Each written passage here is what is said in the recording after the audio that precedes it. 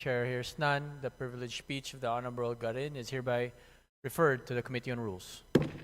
Majority Leader. Mr. Speaker, I move that we recognize the Honorable Erwin Tulfo of the ACT-CIS party list to avail of the privilege hour. The Honorable Erwin Tulfo is recognized to avail of the privilege hour.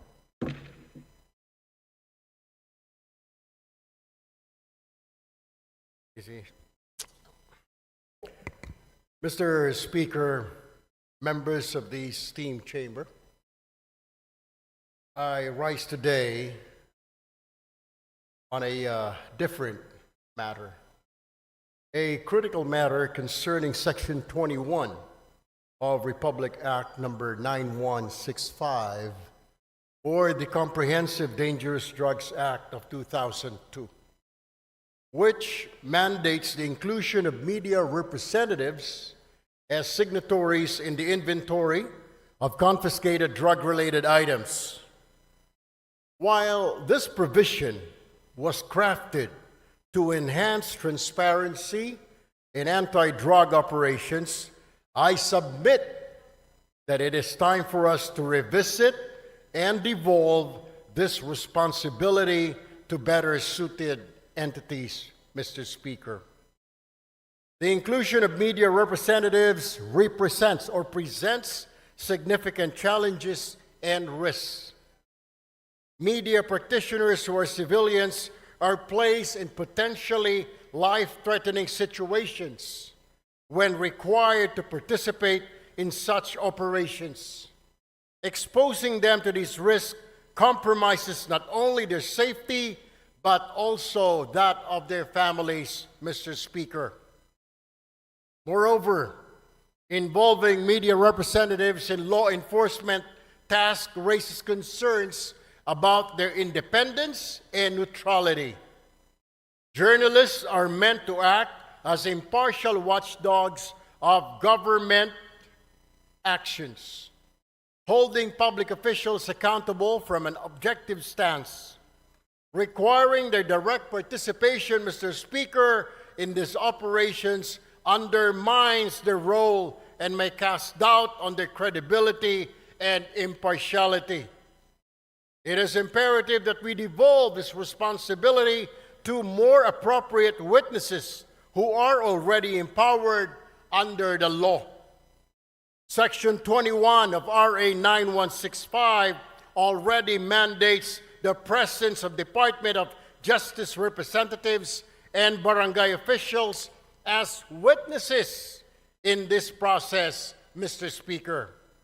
These individuals are better suited to fulfill the role of ensuring transparency and accountability in documentation of confiscated drug-related items. Additionally, we can enhance existing safeguards to further promote transparency without involving media personnel. Like comprehensive video documentation can serve as a reliable and tamper-proof record of the inventory process, ensuring accountability without requiring physical witness to be present in dangerous environments. Increased training and oversight for DOJ and barangay representatives can strengthen their ability to act as effective witnesses. By devolving, Mr. Speaker, this responsibility to individuals already mandated and equipped for this role, we can preserve the safety of our media professionals, uphold journalistic independence, and maintain the integrity of anti-drug operations. Mr. Speaker, I urge this esteemed chamber to consider an amendment to Section 21 of Republic Act 9165, replacing media representatives with more suitable alternatives while reinforcing mechanisms for accountability and transparency.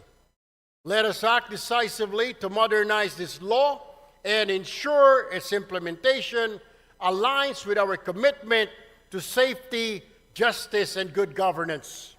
Thank you, Mr. Speaker and my colleagues, and I look forward to our deliberations on this matter soon. Maraming salamat po. Magandang hapon sa ating lahat. Thank you very much. Daghang salamat. Majority Leader.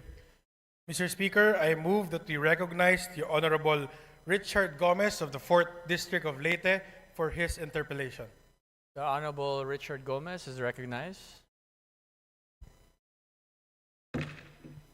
Thank you, Mr. Speaker. Magandang hapon po sa inyo lahat. I'd like to find out if the good congressman from ACT Party List would like to answer some of my questions regarding his privileged speech.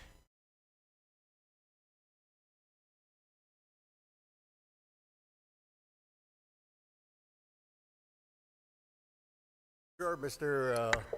Speaker and my colleague. Thank you, Mr. Speaker. I would like to find out from the good congressman if you are a member of the Anti-Drugs Committee.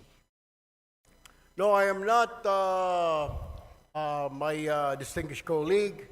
I am not a member of any committee right now since I am part of the deputy majority group, Mr. Speaker. And if you are a what were you again, Mr. Speaker? Deputy Majority Floor Leader, Mr. Speaker. Deputy Majority Floor Leader. I am very sure, Mr. Speaker, that you know very well that the Committee on Anti-Drugs is very active on RA 9165. I am aware, Mr. Speaker. Oh, you are aware, Mr. Speaker. Thank you. If you are aware, Mr. Speaker, then what was the purpose of the privileged speech? I don't know if my distinguished colleague was present when I was mentioning an amendment on Section 21 of RA 9165, particularly exempting the media from being signatories in drug-related operations, particularly on confiscated items, Mr. Speaker. All right. Thank you, Mr. Speaker. The reason why I wanted to ask the good gentleman is because, you know, RA 9165 was passed already in the last Congress. And during this Congress, it has also been amended. And in Section 21 of RA 9165, I don't know if the good gentleman is aware, the Deputy Majority Floor Leader is aware that Section 21 has been taken up. Can you repeat that, Mr. Speaker? Tagalogin ko po. Aware po ba tayo na yung Section 21 po, ito po ay tinitake up po dun sa amendments natin sa RA 9165 in the committee. Kaya nga po, Mr. Speaker, kailangan natin balikan at bilis-bilisan po ang problema po natin sa Kongreso. Kaya po tayo napupulaan ng mga kababayan natin. Napakarami natin mga batas na kailangang ayusin, subalit hindi po naaayos, kaya kailangan po natin bilis-bilisan. Kung ito po ay na-take up, sana po ay mabilisan pa para kaagad po ito ay ma-review at magawan po natin ang paraan dahil ito po ay kahilingan ng mga kasamahan po ng ating Fourth Estate, Mr. Speaker. Tama po. Napakaganda pong suggestion po niyan. Since kayo po ay malakas po sa Senado, baka pwede pong sila pong sabihan ninyo dahil wala po tayong counterpart sa Senado. Tapos na po tayo sa amendments natin. At yung pong privileged speech niyo kanina, pagtanggal po ng media, personalities, pag dumarating ang inventory time, pag mayroong buybacks, wala na po sa provision. Pagdating ho natin doon, Mr. Speaker, we will do that. But for now, we really have to look into this, maybe push on and convince our counterparts in the Senate to pass this law immediately. Matatagalan pa po tayo kasi dadaan pa po tayo ng eleksyon. Pag hinintay po natin na umabot kayo ng Senado, ay isang taon na naman po yun. Congratulations po at inamin nyo na talagang panalo na kayo sa Senado. I'm very happy that a colleague of ours will be in the Senate soon. Pero ibabalik ko lang po, Mr. Senator, na ito pong hinihiling ninyo na tanggalin natin or i-amend natin sa Provision 21 of RA 9165, matagal na po naming tinabaho ito sa aming committee at tinanggal po talaga po namin to. Ang tanging hiling namin, katulad din ng hinihiling ninyo, sana nga po mapabilis natin ito sa Senado. Dahil sa Senado po, hindi ko alam, pero baka pwedeng kayo na po ang magsalita. Baka pwedeng kayo na mag-privilege speech. Pakisabi na bilis-bilisan po para itong hinihiling natin na ma-amend itong Section 21 ay matapos na. Alam niyo ho, I will just have to correct my colleague. Hindi pa po ako senador, Your Honor. Ako po ay isang mambabatas, ako po ay isang representative, hindi pa po ako senador. Do, tumatakbo po ako senador, nais ko lamang po linawin na ako po ay isang congressman. Correct. Ako po ay member ng ACT-CIS Party List at hindi po ako senador. Baka ang inyo po ibig sabihin, yung aking po nakatatandang kahuya po, siya po yung senador. Pangalawa, kaya ako nga po pinapabilis-bilisan para marinig po tayo sa Senado. Nabilis-bilisan po nila dahil ito po ay hindi pa naman batas. Habang ito hindi pa batas, ala hong saysay ang pagre-review, wala hong saysay ang pagtanggal ho natin ng section na yan, Section 21, kung hindi pa naman po ito batas. What I am trying to point out, Mr. Speaker, I guess we have to do something about it. And para marinig ko, kaya ho tayo nagka-privilege speech para marinig po tayo sa Senado. Now, we are waiting for the decision, Mr. Speaker. If I can only do a privilege speech in the Senate, then I will do so. Unfortunately, I'm still here, a member of 19th Congress, Mr. Speaker. Salamat. Salamat, Mr. Congressman.